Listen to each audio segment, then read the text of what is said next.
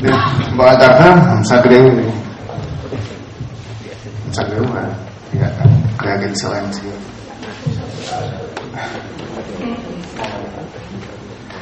Bé, jo en principi ja m'ha presentat en Jordi. En principi, doncs bé, sí. Posaré en context més aviat tot el que són l'urbanisme, no? Més aviat es plantejava la cosa com una hipòtesi, no?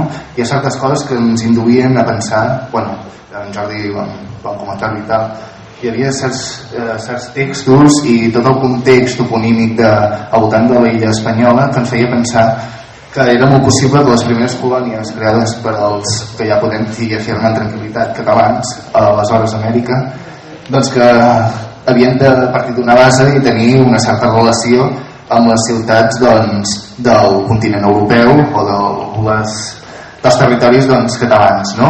Que nosaltres ja teníem a la vora de la nostra metròpolis. Bé, posant en context, nosaltres, els catalans, havíem conquerit un nou continent i en érem els legítims amos, no? Hi havia moltes riqueses, noves riqueses per engrandir el nostre orgull i projectar la nostra societat, ja aleshores cosmopolita, cap al futur. Però la terra trobada era gran i es feia necessària una colonització ràpida, i per això van començar a sortir, com ens explica en Daniel, doncs tots els nous urbanismes i les noves solucions urbanístiques. El que passa és que aquestes primeres com ho puc posar això?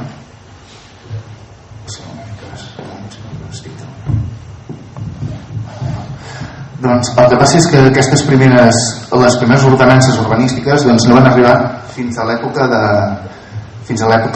Felip II, no? I per això mateix va haver un sol segle en què les ciutats es creaven a partir d'utilitzar allò que en diria l'Oviedo, Agrícola i Compàs, no? Però bé, com que no hi havia aquestes ordenances ja establertes, es va poder actuar, malgrat tenir la necessitat d'actuar amb rapidesa i crear un urbanisme preestablert i tal, amb cert marge per col·locar i utilitzar els coneixements que ja es portaven de la metròpoli i projectar-los cap a les noves ciutats, fent i utilitzant aquests coneixements per construir edificis que podrien bé ser semblants als que ja hi havia en la metròpolis, no? Bé, posaré Colom es va afanyar a establir-se a les noves terres i va aconseguir fundar la ciutat d'Illa Vella, Isabela, i el fort Nativitat de Navidad. El 1496 es funda la ciutat de Santo Domingo a la costa est del riu Osama i es refunda el 1502 a la costa oest del mateix riu, en ser el primer nucli urbà dominicà, on predominaven les edificacions de fusta destruït per un huracà. El meu estudi es basa en aquesta segona fundació de la ciutat dominicana, que en veure que en aquella zona hi havia un fort pas d'huracans i fortes tempestes, es va decidir establir un fonament urbanístic una mica més basat en la construcció ja europea, basada bàsicament i sobretot en el cas de Barcelona en la construcció en pedra, no? Sempre ens han dit que si una cosa funciona no la toquem, és el que vaig dient. Això és el que molt probablement va fer els nostres avantpassats a l'hora de fundar la ciutat colonial de Santo Domingo. Tanmateix, però, independentment d'això, podem veure amb lleugera facilitat que la relació dels topònims dominicans amb la toponímia catalana no deixa de ser curiosa.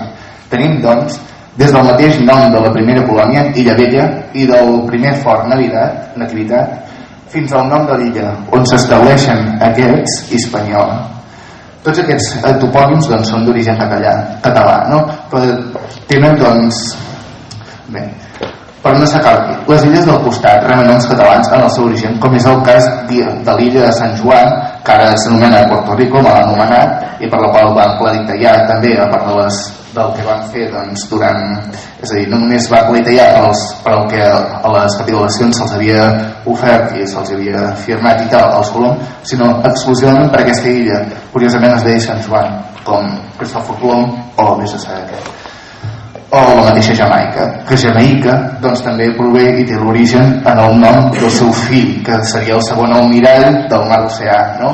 Que ens van fer creure que en Diego Colom i doncs era en Jaume Colom, però aleshores Jaume era Jacme, no? I d'aquí doncs Jamaica. A més, dins de l'illa espanyola podem trobar poblacions com Santiago, Sant Jaume de los Caballeros, que acabarà dient-se Santiago de los Hidalgos, perquè evidentment a Castella no hi havia cavallers, o Santiago a seques. Cabrera, poblacions acabades en eta, et o at, com és el cas de Sabaneta, la muntanya Estrelleta o la província de l'Espailat. Per acabar, dic que en mapes encara més antics s'hi podia distingir fins i tot una muntanya anomenada Montserrate. Estranyament, aquests mapes doncs, els vaig veure però ja no els vaig tornar a poder consultar, no? Ara bé, el que ens va sobtar més i el que en certa mesura em va fer decidir a investigar més va ser el paràgraf que copio tot seguit del Sumario de la Natural Història de les Índies de Gonzalo Fernández de Oviedo, governador de la ciutat de Santo Domingo del 1525 al 1540. Bé, hay algunos pueblos pequeños en la dicha isla, de los cuales no podré de decir otra cosa sino que todos están sitios y provincias que andando el tiempo crecerán y se ennoblecerán en virtud de la fertilidad y abundancia de la tierra. Pero lo principal de ellos, que es la ciudad de Santo Domingo, más particularmente hablando, de cuanto a los edificios, ningún pueblo de España, tanto por tanto, aunque sea Barcelona, i veiem que en aquesta definició només no para de comparar la que està citada en Barcelona, que dius, la podria comparar amb algun altre, no? Però bueno, seguim. Lo cual yo he muy bien visto muchas veces le hace ventaja generalmente, porque todas las casas de Santo Domingo son de piedra como las de Barcelona, por la mayor parte, o de hermosas tapias y tan fuertes que muy singular argamasa. Y lo siento muy mejor que el de Barcelona, porque las calles son también más llanas y muy más anchas y sin comparación más derechas, porque como se ha fundado en nuestros tiempos, de más de la oportunidad y aparejos de la disposición para su fundamento, fue trazada con regla y compás, y a una medida las calles todas, en la cual tiene mucha ventaja a todas las poblaciones que he visto. Tienen tan cerca la mar que por una parte no hay entre ellas y la ciudad más espacio de la ronda, y este es de hasta 50 pasos de ancho, donde más espacio se aparta, a referirse a la ronda de Barcelona. Y por aquella parte baten las ondas, el Vivapeña y Costa Brava, y por la otra parte, al costado y pie de las casas, pasa el río Gonzama, que es maravilloso puerto y surgen las naves cargadas junto a la tierra debajo de las ventanas y no más lejos de la boca por donde el río entra en la mar, de lo que hay desde pie del cerro de Montjuïc al monasterio de San Francisco o la Lonja de Barcelona. Y en medio de este espacio está en la dicha ciudad de la Fortaleza y Castilla, debajo del cual y a 20 pasos de él pasan las naos a surgir algo más adelante en el mismo río, y desde que las naos entran en él hasta que echan el áncora no se desvían de las casas de la ciudad 30 o 40 pasos, sino a luego de ella, porque de aquella parte de la región está junto al agua de Clara. Bé, l'he llegat una mica més, però això per així ens podem començar a fer una idea de com era Santo Domingo aleshores, no?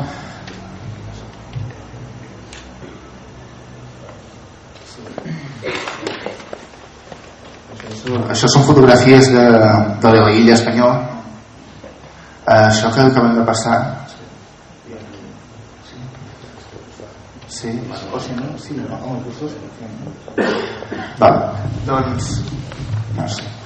doncs en principi, a veure, aquí hi ha diferents fotografies de la illa espanyola. Aquí es pot veure l'escut de Santo Domingo. Curiosament, no sé si es pot veure amb molta facilitat, però just al mig doncs s'hi pot veure com comparteixen prioritat.